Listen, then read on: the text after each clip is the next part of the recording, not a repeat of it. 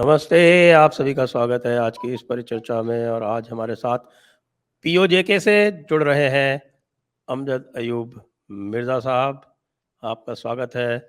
और आज का कार्यक्रम हम आरंभ करेंगे सबसे पहले उन बच्चों को श्रद्धांजलि से जो इस नृशंस पाकिस्तान सरकार के कारण पाकिस्तान से पीओजेके से भागने के लिए मजबूर हुए और एक फेरी में ग्रीस के आसपास वो समुद्र में डूबकर काल कवलित हो गए। तो उनके लिए श्रद्धांजलि के रूप में आज हम ये एक मोमबत्ती जला के और उनको श्रद्धांजलि देते हैं। पहले अमजद अयूब मिर्ज़ा साहब के पीछे जो दिए आप देख रहे हैं जल रहे हैं, वो इसी श्रद्धांजलि के रूप में। आइए अब हम चर्चा आरंभ करते हैं। आपका स्वागत है।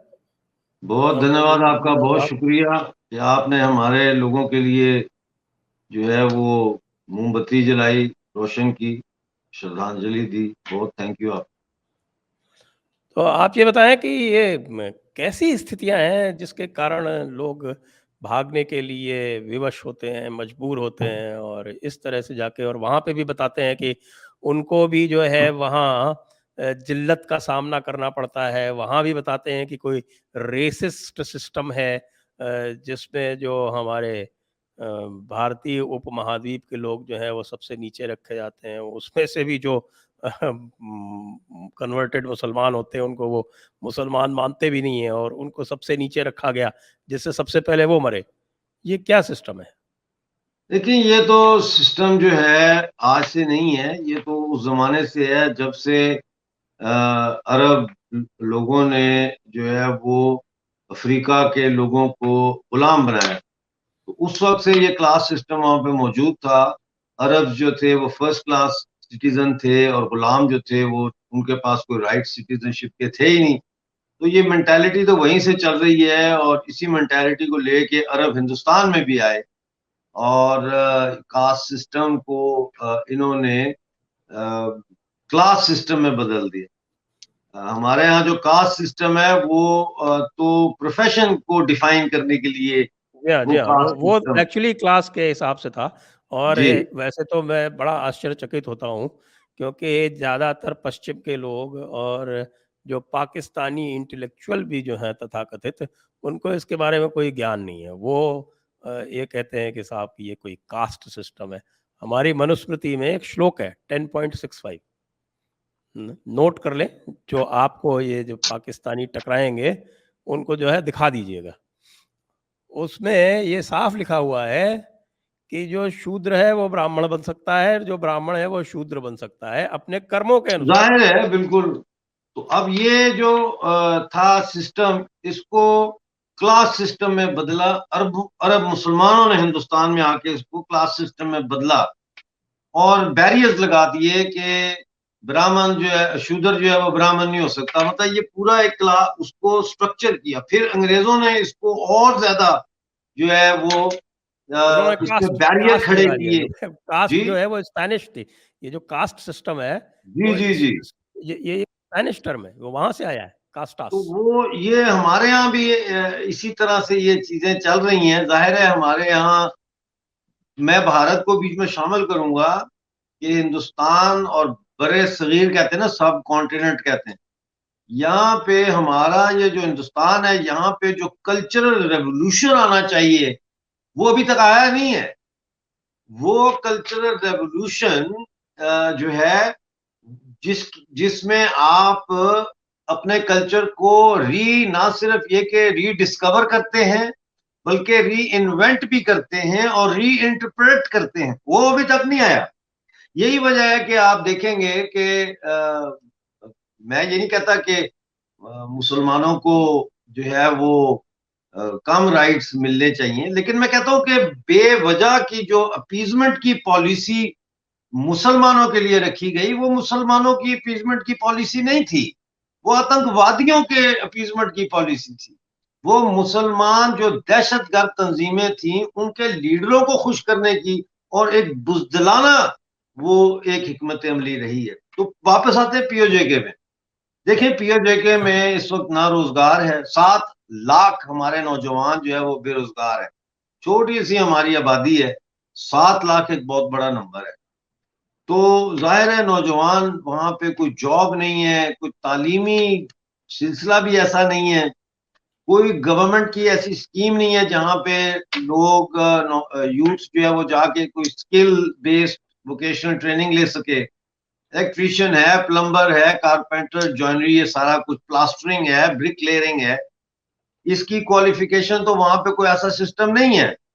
तो इधर उधर से थोड़ा बहुत सीख के किसी बिजली वाले से, हैंडीमैन से, वो फिर कागजात वागजात करके एजेंटों को 20-20 लाख, 25-25 लाख दे के तो वो मुख से बाहर निकलते हैं। उसका रूट जो ये रूट था ग्रीस वाला, ये था कि इनको पहले पाकिस्तान से दुबई ले जाया गया, दुबई से इनको मिस्र ले जाया गया, मिस्र से इनको लिबिया ले जाया गया, और लिबिया में कई महीने इनको रुके रखने के बाद फिर ये एक बड़ी लॉन्च थी या बोट, जो भी कह लें इसको, इसके ऊपर जिसकी कैपेसिटी 150 लोगों की थी, उस पर तकरीबन कहते हैं कि 750 लोगों को सवार करके ये लिबिया के साहिल से इटली के लिए रवाना हुई। ग्रीस के पास पहुंच के मेडिटेरेनियन सी में कहते हैं इसके इंजन खराब हो गए, तो किश्ती फंस गई। उसके बाद वो किश्ती डूब गई, उलट गई। उसमें हमारे पीओजेके के कोटली के सिर्फ 166 नौजवान जो है वो घायल हुए, मर गए। अब उनके जाहिर है वो को मिलियनियर्स के औलादे तो नहीं है, वरना उनको क्या जरूरत थी जाने की। वो गरीब तबका है, इंतहाई गरीब तबका, किसी की माँ का एक ही बेटा था, कोई छोटे छोटे बच्चे छोड़ के, बीवी छोड़ के तो वो गया। तो वो पीछे जाहिर है ये खानदान तो बर्बाद हो गए हैं। तो वजह इसकी यही है कि पाकिस्तान और हमारा जो रिश्ता है वो नहीं है जो हिंदुस्तान और जम्मू कश्मीर का रिश्ता है। हिंदुस्तान और जम्मू कश्मीर का रिश्ता तो एक बदन के मुख्तलिफ हिस्सों का रिश्ता है ना।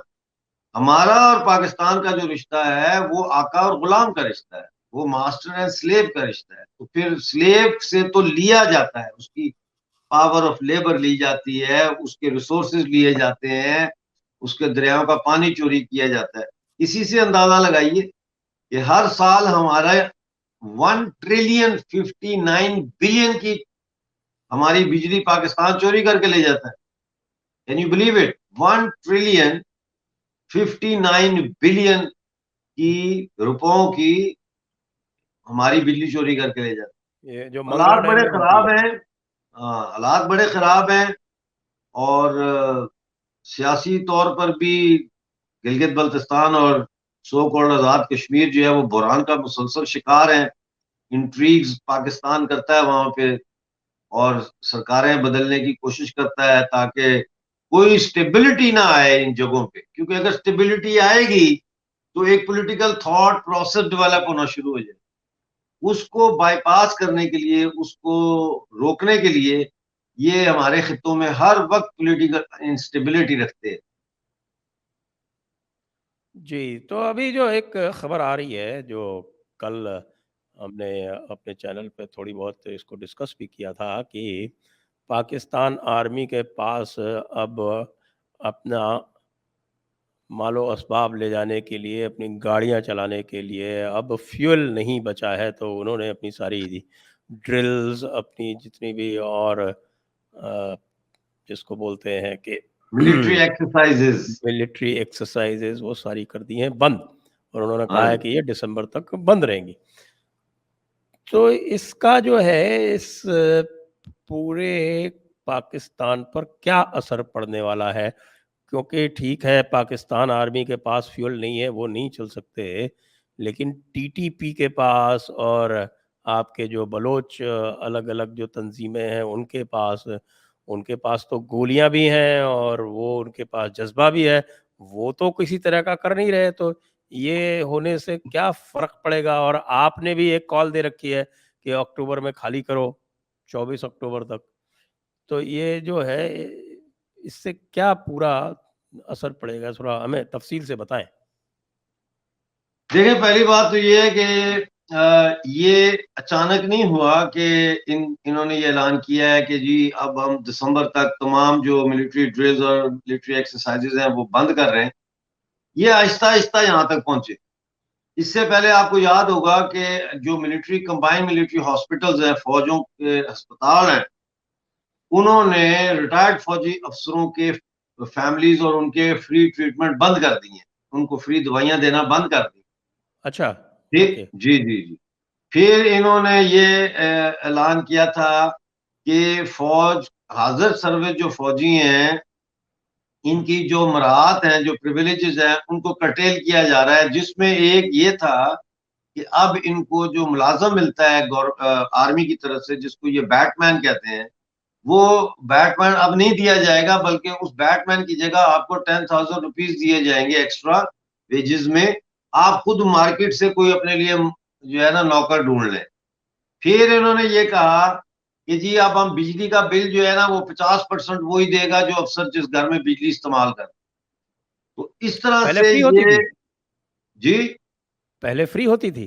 जी जी जी। तो अब कहने का मकसद ये है कि इस तरीके से आहिस्ता आहिस्ता ये अपना कोशिश करते रहे हैं कि ये बजट अपने को किसी तरह मैनेज करें। और आखिरी चीज फिर ये थी, जब आपको याद होगा कि फौज के कमांडरों ने फिर ये GHQ में शिकायत की कि हमारे पास अपनी जो यूनिट्स हैं उनको खाना खिलाने के लिए राशन नहीं है, सिर्फ दो, एक टाइम या दो टाइम है, वो भी दाल चावल रह गए। मतलब है ये इस तरीके से आहिस्ता आहिस्ता करते करते अब ये यहाँ तक पहुंचे। आर्मी बहुत ज्यादा डिमोरलाइज है, पाकिस्तान आर्मी जो है। और सिपाही और जर्नैल की जो है फर्क बहुत है, तनख्वाहों में, प्रिविलेजेस में, उनके लिविंग कंडीशंस और लिविंग स्टाइल में बहुत फर्क है। और सिपाही देखते हैं वो, और वो फिर अंदर से जो है वो पसंद तो नहीं करते जर्नैलों को, लेकिन मजबूरी है, पेट साथ लगा हुआ है। तो सिपाही की भी मजबूरी है कि उसने ड्यूटी पे आना है, उसने सर्व करना है, सलूट मारना है। अब सूरत हाल ये है कि पाकिस्तान आर्मी के पास बिल्कुल गुंजाइश नहीं है कि ये बलोचों के साथ या TTP के साथ जंग में कामयाबी हासिल कर सके। मतलब है कोई वैसे कोई उनकी तरफ से कोई बेवकूफी हो जाए तो वो मैं नहीं कह सकता, लेकिन इनमें अब दम नहीं है। आप देखें अभी पिछले 3-4 दिन में 8-9 पाकिस्तानी, बल्कि हाँ, मारे हैं बलूचिस्तान में, बलोच फ्रीडम फाइटर्स ने। उसमें एक कैप्टन है, एक मेजर है। फिर ये इन्होंने TTP वालों ने खैबर पख्तूनख्वा में मारे हैं।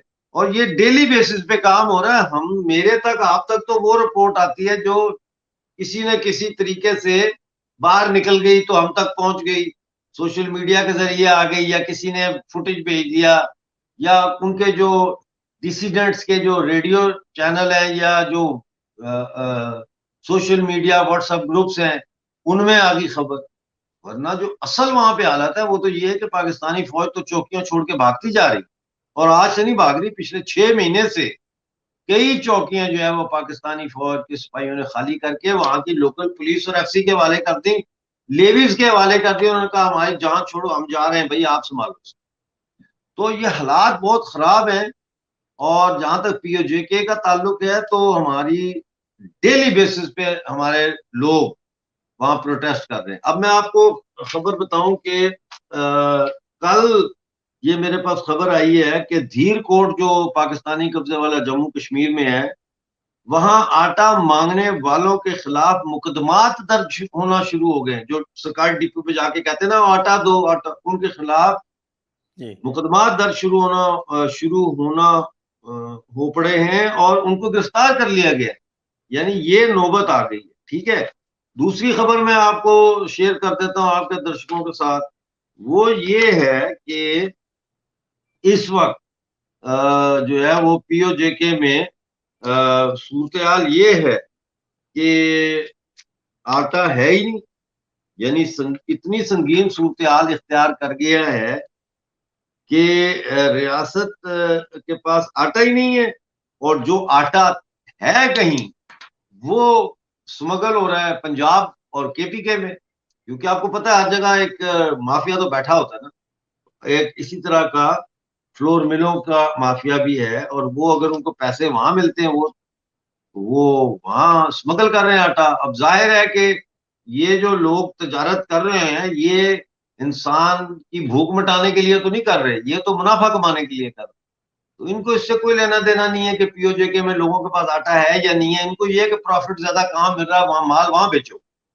तो हालात बहुत खराब हैं, और 25 जुलाई के बाद जो है मुझे लगता है कि हालात और ज्यादा खराब होंगे 25 जुलाई के बाद, क्योंकि इस वक्त pensioners associations, government employees associations, teachers organisation, जिनके 30,000 से ज्यादा मेंबर है पीओजेके में, वो सर जोड़ के बैठे हुए हैं कल से। और वो 25 जुलाई तक वो कोई अपना शेड्यूल जारी करेंगे, और 25 जुलाई के बाद जो है वो ज्यादा बड़े पैमाने पे, इस वक्त पूरे पीओजेके में टीचर्स की स्ट्राइक चल रही है, स्कूल टीचर्स की। तो हालात बहुत खराब है ना जी। जी, तो कुछ ऐसी बातें सुनने में आ रही थी कि ये जो आपके खैबर पख्तूनख्वा का जो इलाका है, उसका कोई, कुछ लोग कहते हैं एक तिहाई, कुछ कहते हैं दो तिहाई, कि वो इलाका जो है वो पहले ही टीटीपी के कब्जे में जा चुका है। आपके पास क्या खबर है? हमारे पास भी इसी तरह की खबर है। 2 तिहाई तो मैं नहीं कहूंगा, ना 1 तिहाई मैं कहूंगा। ये जरूर कहूंगा कि पैचेस हैं। जी। जी, पैचेस में टीटीपी कंट्रोल कर रही है, वहां पाकिस्तान आर्मी नहीं जा सकती। वो वहां से टैक्स कलेक्शन भी गालबन कर रहे हैं, और वो अपना इंतजाम चला रहे हैं, और रिक्रूटमेंट्स हो रही हैं। और देखे ना, पश्तून तहफ़्फ़ुज़ मूवमेंट जो थी, उन्होंने कोई कारकर्दगी नहीं दिखाई। उन्होंने तो एक जो सिचुएशन, गुस्सा था, उसको डिफ्यूज करने का काम किया ना, कि जलसे करके लोगों का गुस्सा निकाल दिया, जुलूस निकाल के। तो उससे लोग बहुत मायूस हुए। तो वो भी तो एक नौजवान है जो पश्तून तहफ़्फ़ुज़ मूवमेंट में शामिल हुए थे, जो अब तहरीक तालिबान पाकिस्तान की तरफ रुख कर रहे हैं, क्योंकि वो समझते हैं कि तहरीक तालिबान पाकिस्तान जो है वो डिलीवर कर सकती है, क्योंकि वो लड़ रहे हैं उस दुश्मन के खिलाफ जिस दुश्मन ने उनके घर और उनके इलाके और उनके जो पश्तूनख्वा है उसको बर्बाद किया, कत्ल किए हजारों की तादाद में नौजवान मासूम पाकिस्तानी फौज ने। तो ये लड़ रहे हैं, तो वो उनके साथ जा रहे हैं। और ये नहीं कर सकते, पाकिस्तान आर्मी अब कुछ नहीं कर सकती, कुछ नहीं कर सकती। तो क्या अब जो दहशतगर्द हैं उनके पास भी माल असबाब, खाना-पीना, राशन और असलहा ये ख़त्म हो गया है, या कि दहशतगर्द वैसे ही कायम है? उनको फंडिंग जारी है आईएसआई की तरफ से? देखें, मैं तहरीक तालिबान पाकिस्तान को दहशतगर्द नहीं कहता, उसकी वजह नहीं, मैं बताता हूँ। मैं इनकी बात कर रहा हूँ जो भारत के ऊपर जो लगाए रखते हैं, ये जो आपके हाँ, जैश नहीं और नहीं नहीं नहीं, ना ना ना जैश ना और ना, हिज़ब और इनका लश्कर, सिस्टम ये सब। अलग है ना, इसको कंफ्यूज ना करें। जी। इसको संजय भाई कंफ्यूज ना करें, इनका सिस्टम अलग है। ये जो सिस्टम चल रहा है प्रॉक्सीज का, जो कश्मीर में और ये सारा कुछ है, इसका बजट अलहदा से होता है, और इसका बजट स्मगलिंग से पैदा किया जाता है। Pakistan army is one of the biggest facilitator of drug smuggling in the world. और ये वो ड्रग स्मगलिंग जो अफगानिस्तान से और इधर से जो ड्रग स्मगलिंग है, उससे जो पैसा आता है, उस वो मनी इस्तेमाल होता है क्लैंडस्टाइन ऑपरेशंस के लिए। देखिए ना, अब जीएचक्यू में जो अकाउंट बनेंगे, तो उस पर यह तो नहीं लिखा जाएगा कि हिजबुल मुजाहिदीन को इतने करोड़ दिया और लश्कर तैयबा को इतने करोड़ दिया, ऐसे तो नहीं लिखा जाएगा। तो वो तो नहीं लिखा जाता कागजों में, उसका अलहदा फंड होता है। और ये आपको पता है कि कॉन्ट्रास्ट रेबल्स जो थे, जो निकरागुआ के खिलाफ लड़े थे, तो सीआईए हुँ। ने वहां इसी तरह से जो है वो होंडुरास में और दूसरे मुल्कों में जो है वो हीरोइन की फैक्ट्रियां लगवाई, हीरोइन उगाई, उस पैसे से उन्होंने वो प्रोजेक्ट चलाए। तो ये चलता रहेगा जब तक कि ये सांप का सर नहीं कुचलेंगे। ये ये जो है ना वो, ये सिलसिला चलता रहेगा। जी जी।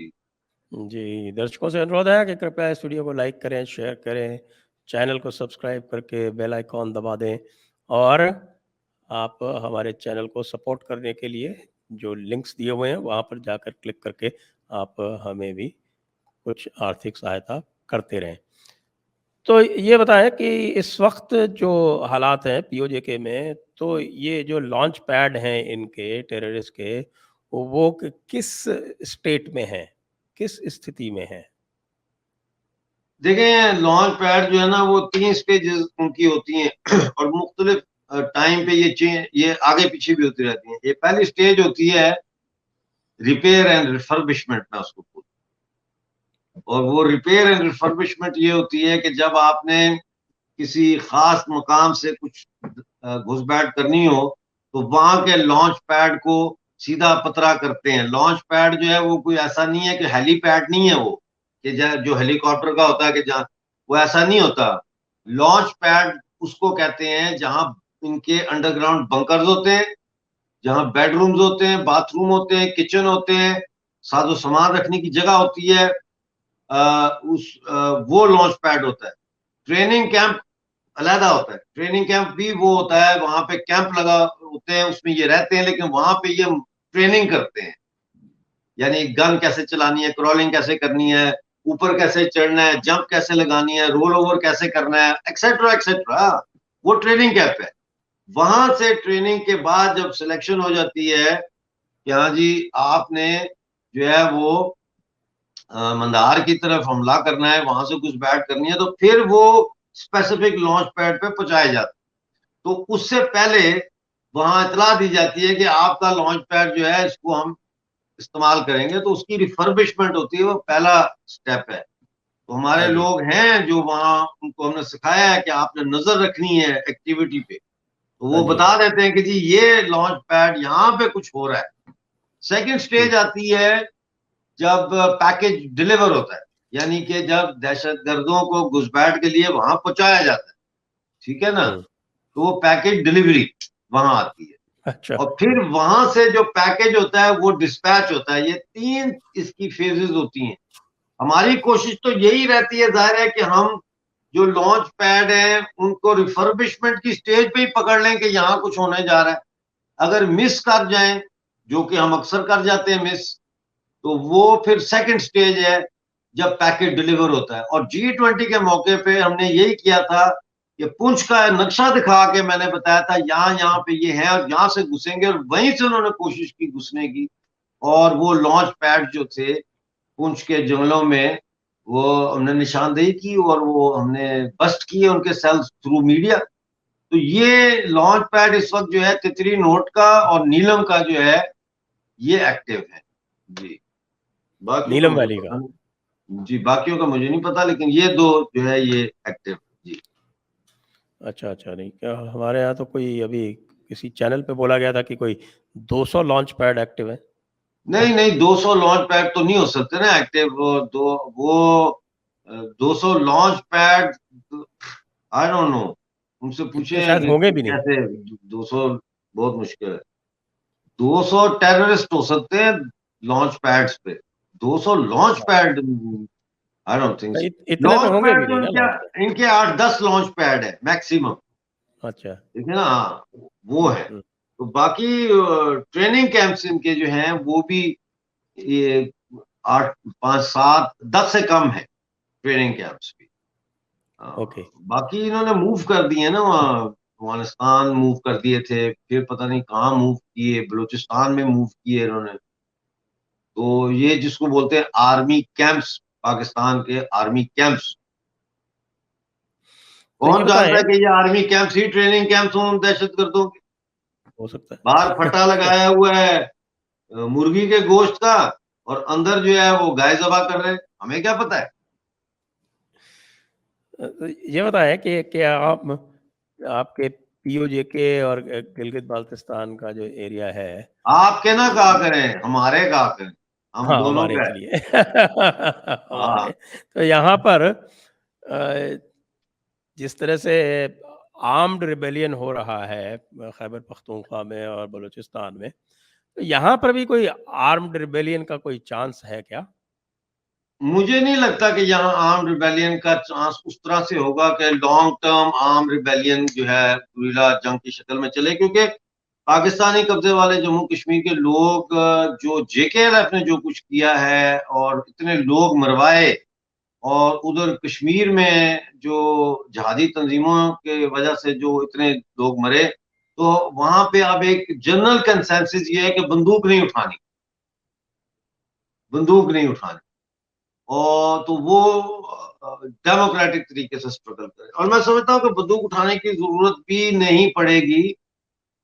जैसा वहां पे मूवमेंट चल रही हैं जो इकोनॉमिक डिमांड्स को लेके चल रही हैं, उन इकोनॉमिक डिमांड्स के गिर्द घूमती हुई मूवमेंट्स को पॉलिटिसाइज करने की जरूरत है, उसको सिमत देने की जरूरत है कि ये जो चौधरी अनवर अल हक POJK का प्राइम मिनिस्टर है, ही कैन नॉट डिलीवर।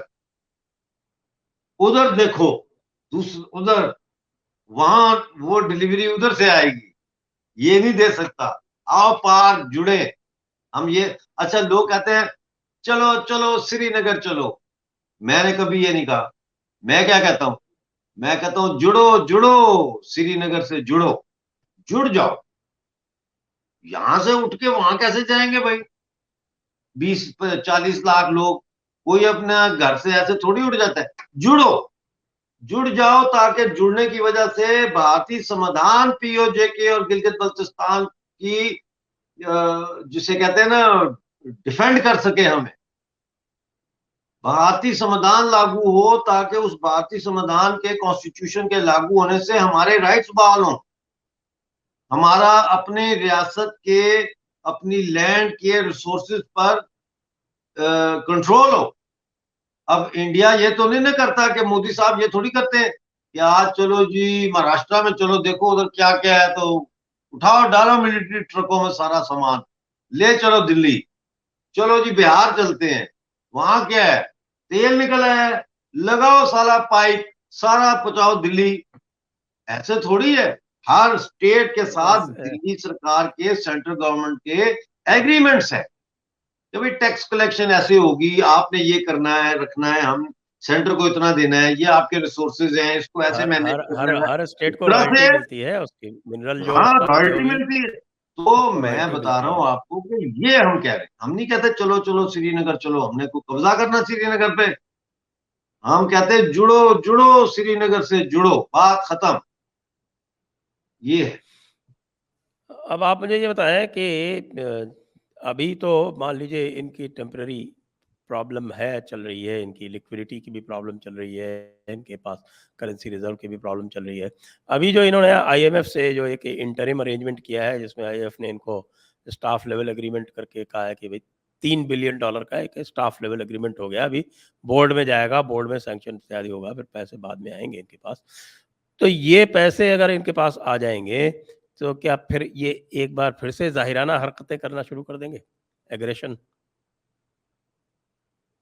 लेकिन पहली बात तो ये है कि 3 बिलियन को इकट्ठा थोड़ी ना मिलने वाला। ये तो ऐसे मिलेगा ना, 20 मिलियन, 10 मिलियन, ये भूख ऐसे ऐसे करेंगे, फिर नवाला पीछे करेंगे, फिर आगे आएगा पाकिस्तान, दे दो दे दो दे दो। हाँ, तो ऐसे ही देंगे। अभी ये बेचो, अभी एयरपोर्ट बेचो, अभी रनवे बेचो, सड़कें बेचो, ये बेचो, टैक्स लगाओ। तो ये देखिए, $3 अरब मिलने का मतलब ये है कि आपके डेट सर्विसिंग की कॉस्ट बढ़ गई। सबसे पहले तो आपकी डेट सर्विसिंग की कॉस्ट बढ़ गई ना, अब आपको ज्यादा कर्जा वापस करना पड़ेगा, ज्यादा सूद देना पड़ेगा। तो ये रहमत नहीं है, ये जहमत है, अगर कोई समझे। और इससे कोई फर्क पड़ने वाला नहीं है। हाँ, इससे फर्क पड़ेगा जरदारों को, मजहब के प्यारों को। इससे फर्क अवाम को नहीं पड़ेगा, बिल्कुल भी नहीं पड़ेगा, बिल्कुल। पिछले साल नो जब बाढ़ आई चांस। थी, तब इन्होंने कहा था कि इनका कोई $19 बिलियन का लॉस हुआ था, और उसके लिए ये गए थे फ्रांस में। इन्होंने जो है वो काफ़ी मन्नतें करके लोगों से कुछ पैसे, लोन इन्होंने लिए थे, कंसेशनल लोन्स थे, उसमें कुछ कमर्शियल लोन्स थे। अब मैं देख रहा हूँ कि आज ही मैं पढ़ रहा था कि डॉन में फिर हेडलाइन है कि साहब की फिर बाढ़ आ गई सिंध में, और फिर कोई 50 लोग तो पहले से ही मारे जा चुके हैं। तो ये इनका तो वो जिसको कहते हैं कि क्या कि कोढ़ में खाज लगातार होती जा रही है। देखें, ये अभी लाहौर में 2 दिन पहले इतनी बारिश हुई है कि 30 इयर्स का रिकॉर्ड टूट गया है। 10 से ज्यादा 12 लोग मर गए लाहौर में। सड़कों पर गाड़ियों के बजाय किश्तियां चल रही थी। तो बात देखें संजय भाई, बात सीधी सी है। जब आपकी रियासत पे आपके हुक्मरान कोई मंसूबा बंदी नहीं करते, चाहे वो इकोनॉमिक मंसूबा बंदी हो, प्लानिंग, चाहे वो पॉलिटिकल प्लानिंग हो, चाहे वो आपकी सोशल सेक्टर की प्लानिंग हो, एग्रीकल्चरल सेक्टर की प्लानिंग हो, जब आपकी प्लानिंग ही नहीं होगी, 5-5 साल के मंसूबे आप बना के शुरू में जब अपने मुल्क को खड़ा नहीं करेंगे, तो फिर ये तो होगा, ये तो होगा। देखिए ना, जब कोई मुल्क बनता है तो उसको पहले 15-20 साल, 5-5 साल मंसूबा बनाने पड़ते हैं। इंडिया ने भी बनाया जब आजादी के बाद। उसके बाद फिर वो स्टेबल हो जाती है इकोनॉमी, फाउंडेशन बन जाती है आपकी। फिर आप साल साल का बनाए कि भाई 1 साल में हमने ये करना है, फिर उसके बाद दोबारा 1 साल में ये करना है। लेकिन यहाँ कुछ भी नहीं है। ये कहते हैं जी गंगा उल्टी बह रही है। मैं कहा यार बात सुनो, तुम देखा है गंगा? क्यों गंगा को बदनाम कर रहे हो कि गंगा उल्टी बह रही है? गंगा कैसे उल्टी बह सकती है? यहाँ तो आवे का आवा ही बिगड़ा हुआ है। तो यहाँ कुछ नहीं होने वाला। ये मजीद नीचे, ये अब आहिस्ता देखें, एक छोटी कश्ती होती है, उसमें सुराख हो जाए तो वो डूब जाती है, जल्दी डूब जाती है। टाइटैनिक को तो डूबने में घंटों लगे थे। तो जितना बड़ा जहाज होगा और डूबने में टाइम लगेगा, लेकिन उस पे भी लोग कहते रहे नहीं नहीं, रेस्क्यू आ रही है। लाइफ बोट्स ही काफी नहीं थी, तो लोग डूबे, उसमें मरे, 1500 से ज्यादा लोग मरे थे उसमें। क्यों? लाइफ बोट्स नहीं थी। सिर्फ फर्स्ट क्लास वालों के लिए लाइफ बोट्स। तो यही मसला पाकिस्तान का है। ये टाइटैनिक डूब गया है, यहाँ पे सिर्फ फर्स्ट क्लास के जो जर्नैल हैं, सरमायादार हैं, जागीरदार हैं, माफिया है, उनके लिए लाइफ बोट्स हैं। यूके लाइफ बोट है, दुबई लाइफ बोट है, अमेरिका लाइफ बोट है, ऑस्ट्रेलिया लाइफ बोट है, सिंगापुर उनके लिए एक लाइफ बोट है।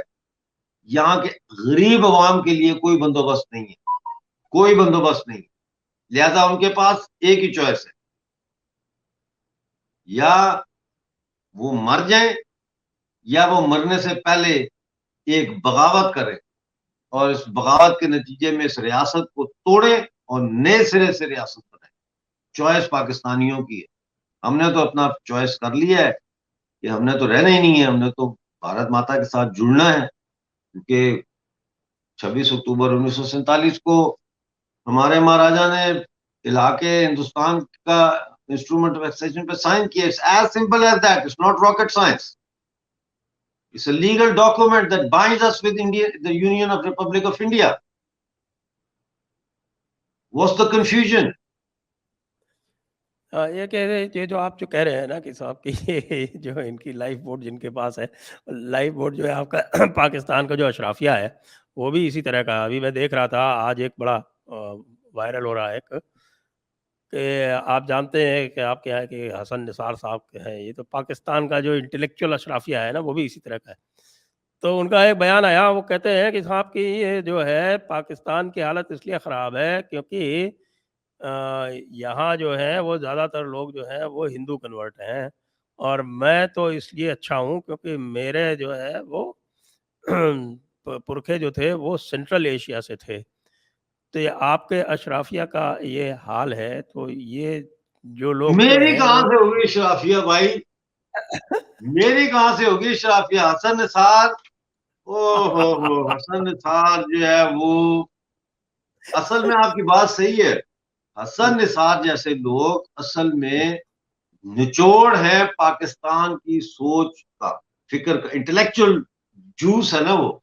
तो ये आप देख लो, फिर ये है तो नीचे क्या होगा, यहीं से आप अंदाजा लगा लो। और ये तो प्रोग्रेसिव मेरे बताए लिए जाते हैं। कितना मुश्किल इनको है, तो लोग कहते हैं कि ये प्रोग्रेसिव है। जो जो भी कहते हैं। लेकिन हमें तो हकीकत पता है ना, उसकी बातों से जो बात कर रहा है, उसका तासुब, उसका प्रेजुडिस। प्रेजुडिस क्या है? हिंदू, हिंदू, हिंदू। ये हिंदुओं से बदले हैं इसलिए ये ऐसे हैं। मैं तो प्योर हूं, सेंट्रल एशिया से आया हूं।